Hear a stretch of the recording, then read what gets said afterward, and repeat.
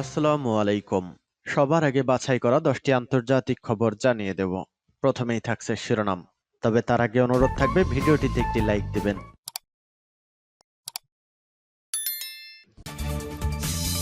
পুরোদমে ইসরায়েল ফিলিস্তিনি যুদ্ধ চলছে, জানিয়ে দিব হাতে থাকা গুরুত্বপূর্ণ আপডেট আন্তর্জাতিক সংবাদ। প্রথমে এই সংবাদ শিরোনাম, পশ্চিম তীরে ইসরায়েলি বাহিনীর তাণ্ডব, নিহত 4। এরপর জানিয়ে দিব আরো শক্তিশালী হয়ে ফিরতে পারে হামাস, বলেছেন যুক্তরাষ্ট্র। এদিকে নেতানিয়াহু সরকারকে যে সতর্কতা দিল মার্কিন গোয়েন্দা সংস্থা। আরো জানিয়ে দিব মার্কিন যুদ্ধজাহাজে ব্যালিস্টিক ক্ষেপণাস্ত্র ছুড়েছে হুতিরা। এরপর জানিয়ে দিব রাশিয়ার নির্বাচনে হস্তক্ষেপ করতে হামলা বাড়াচ্ছে ইউক্রেন, বলেছেন পুতিন। এবং সর্বশেষ জানিয়ে দিব ইমরান খানের সঙ্গে সাক্ষাতে নিষেধাজ্ঞা। শুনছিলেন সংবাদ শিরোনাম, এখন বিস্তারিত। তবে অনুরোধ থাকবে ভিডিওতে একটি লাইক করে দিন এবং কমেন্ট করে জানিয়ে দিন আপনার মূল্যবান মতামত। পশ্চিম তীরে ইসরায়েলি বাহিনীর তাণ্ডব, নিহত 4। ইসরায়েলি বাহিনী অধিকৃত পশ্চিম তীরে বেশ কয়েকটি স্থানে অভিযান চালিয়ে 4 জনকে হত্যা করেছে। বুধবার ফিলিস্তিনি কর্মকর্তারা এমনটি জানান। খবর আল জাজিরার। মঙ্গলবার সন্ধ্যায় পূর্ব জেরুজালেমে সুফাত শরণার্থী শিবিরে ইসরায়েলি বাহিনী গুলি করে 13 বছর বয়সী এক কিশোরকে হত্যা করে। তার নাম রামি আল হালহুলি। ইসরায়েলের বর্ডার পুলিশ জানায় সে তাদের লক্ষ্য করে আতশবাজি ছুড়েছিল। ইসরায়েলের উগ্র ডানপন্থী জাতীয় নিরাপত্তা মন্ত্রী ইতামার বেন গভীর ইসরায়েলি সৈন্যদের সমর্থন জানিয়েছেন। এক্স হ্যান্ডেলে তিনি বলেন, আমি সেই সৈন্যকে সম্মান জানাই যে সন্ত্রাসীকে হত্যা করেছে। প্রত্যক্ষদর্শীরা বলেন, নিহত ফিলিস্তিনি কিশোর ইসরায়েলি বাহিনীর দিকে নয়, বাতাসে আতশবাজি ছুড়েছিল। আল জাজিরা সংবাদদাতা লরা খান পূর্ব জেরুজালেম থেকে এমনটি জানান। তিনি জানান, সেখানকার মসজিদ বলছে তারা একদিনের শোক ঘোষণা করতে যাচ্ছে, পাশাপাশি একটি ধর্মঘট ডাকতে যাচ্ছে।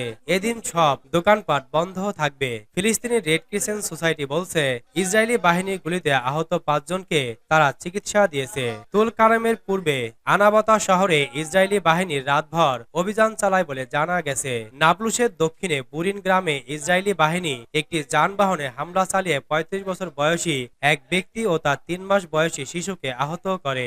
ইসরায়েলি পুলিশের দাবি, তারা জেরুজালেমের উত্তর পশ্চিমে আল জিব শহরের কাছে 5 ব্যক্তিকে গুলি করেছে। তাদের দাবি, ওই ব্যক্তিরা ককটেল ছুড়ছিল। ফিলিস্তিনের স্বাস্থ্য মন্ত্রণালয় বলেছে 23 বছর বয়সী জায়েদ ওয়ার্ড শুক্রি খলিফা ও 16 বছর বয়সী আব্দুল্লাহ মামুন হাসান আসাফ নিহত হয়েছেন। গুলিবিদ্ধ অন্য 3 জনকে রামাল্লায় ফিলিস্তিন মেডিকেল কমপ্লেক্সে চিকিৎসা দেওয়া হচ্ছে। আরো শক্তিশালী হয়ে ফিরতে পারে হামাস, বলেছেন যুক্তরাষ্ট্র। নতুন বছরে হামাস আরো শক্তিশালী হয়ে ফিরতে পারে বলে মার্কিন গোয়েন্দাদের এক প্রতিবেদনে বলা হয়েছে। সেজন্য ইসরায়েলকে আগামী বছর হামাসের চ্যালেঞ্জ মোকাবেলার জন্য সতর্ক করা হয়েছে।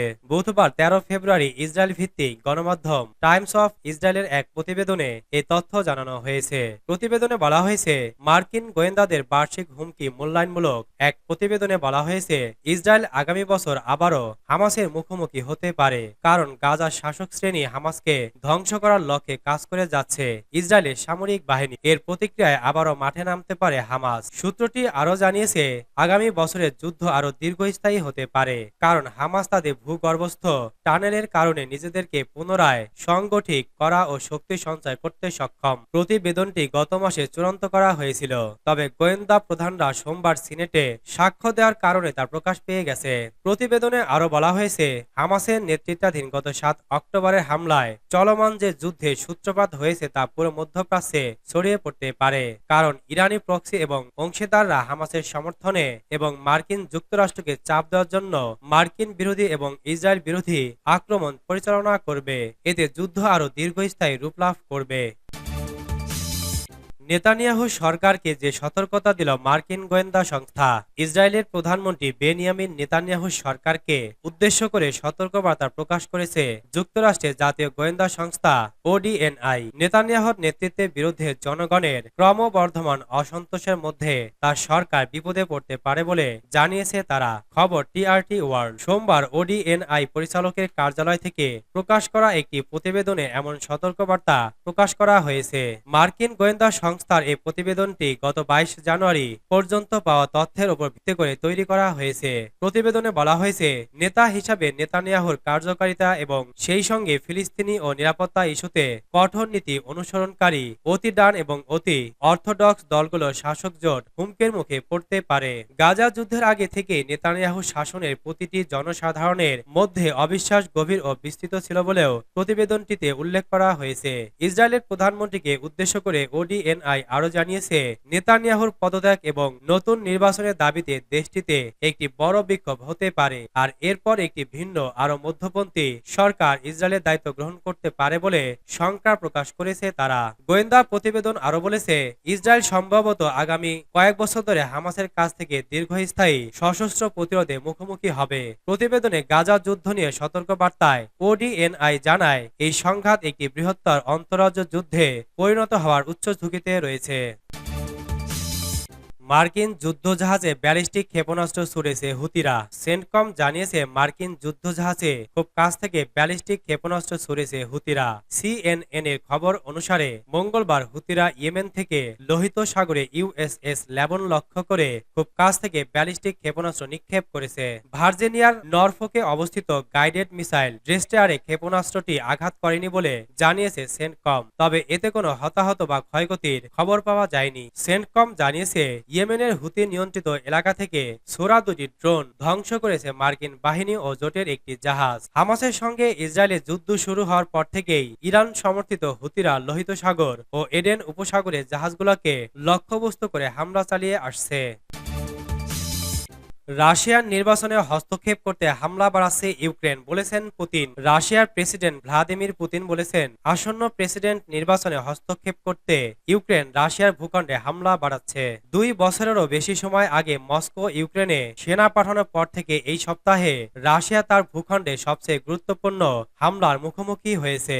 হামলার বিষয়ে এক সাক্ষাৎকারে পুতিন বলেন, এটা সহজ, সম্মুখে ব্যর্থতার পটভূমিতে এসব হামলা ঘটছে। গত বছর নিজেদের জন্য যে লক্ষ্য নির্ধারণ করেছিল তার কোনোটি তারা অর্জন করতে পারেনি। রুশ বার্তা সংস্থা রিয়া নভস্তি ও রাশিয়া এক টেলিভিশন পুতিনকে উদ্ধৃতি করে বলেছে, আমার কোনো সন্দেহ নেই, মূল লক্ষ্য হচ্ছে রাশিয়ার প্রেসিডেন্ট নির্বাচন ব্যাহত করা, না হলে স্বাভাবিক প্রক্রিয়ায় কোনোভাবে হস্তক্ষেপ করা। আগামী শুক্রবার থেকে রবিবার পর্যন্ত রাশিয়ার প্রেসিডেন্ট নির্বাচন অনুষ্ঠিত হওয়ার কথা রয়েছে। এই নির্বাচনের মধ্য দিয়ে পুতিন আরো 6 বছরের মেয়াদ নিশ্চিত করতে যাচ্ছেন। ইমরান খানের সঙ্গে সাক্ষাতে নিষেধাজ্ঞা। পাকিস্তানের সাবেক প্রধানমন্ত্রী ইমরান খানকে দমিয়ে রাখতে রাজনীতি থেকে তাকে মুছে ফেলতে নানা রকম ফন্দি আটা হয়েছে। শেষ পর্যন্ত তাকে জেলে ভরে দলকে নির্বাচনে নিষিদ্ধ করে নির্বাচনে দলীয় প্রতীক বাতিল করেও তার জনপ্রিয়তাকে দমিয়ে রাখতে পারেনি এস্টাবলিশমেন্ট। তার দল পাকিস্তান তেহরিক ইনসাফ পিটিআই সমর্থিত স্বতন্ত্র প্রার্থীরা প্রতিকূল পরিস্থিতিতেও চমক দেখিয়েছেন। তারা নির্বাচনে সবচেয়ে বেশি আসন পেয়েছে। এর মধ্য দিয়ে প্রমাণিত হয়েছে ইমরান খানের জনপ্রিয়তা। তিনি যদি জেলের বাইরে থাকতেন, রাজনীতিতে সক্রিয় থাকতেন, তাহলে নির্বাচনের ফল কি হতো তা খুব সহজেই অনুমান করা যায়। এখন কারাবন্দী ইমরান খানের সঙ্গে সব ধরনের সাক্ষাতের উপর 2 সপ্তাহের নিষেধাজ্ঞা দেওয়া হয়েছে। এ বিষয়ে পাঞ্জাবের স্বরাষ্ট্র মন্ত্রণালয় মঙ্গলবার নোটিশ জারি করেছে। এ খবর দিয়েছে অনলাইন জিও নিউজ। ইমরান খান বর্তমানে আছেন পাঞ্জাব রাজ্যের রাওয়ালপিন্ডিতে আদিয়ালা কারাগারে। তাকে বিভিন্ন মামলায় মোট 31 বছরের জেল দেওয়া হয়েছে। আরো মামলা বিচারাধীন। নোটিশে বলা হয়েছে, নিরাপত্তা জনিত কারণে আদিয়ালা কারাগারে ইমরান খানের সঙ্গে দেখা করা, বৈঠক ও সাক্ষাৎকারের মতো সব ধরনের পরিদর্শন বন্ধ থাকবে। এছাড়া কারা চত্বরের বাইরে কাঁটাতারে বেড়া বসানোর নির্দেশনাও দেওয়া হয়েছে। এর আগে বৃহস্পতিবার আইন শৃঙ্খলা রক্ষাকারী বাহিনীর সদস্যরা আদিয়ালা কারাগারের মানচিত্র বিস্ফোরক সহ 3 ব্যক্তিকে গ্রেফতার করে। দেশটির সন্ত্রাস দমন বিভাগ সিপিডি একথা জানিয়েছে। এছাড়া গত বছরের 7 নভেম্বর আদিয়ালা কারাগারের 1 কিলোমিটার দূরে একটি এলাকা থেকে বিস্ফোরক সরঞ্জাম সহ একটি ব্যাগ উদ্ধার করা হয়।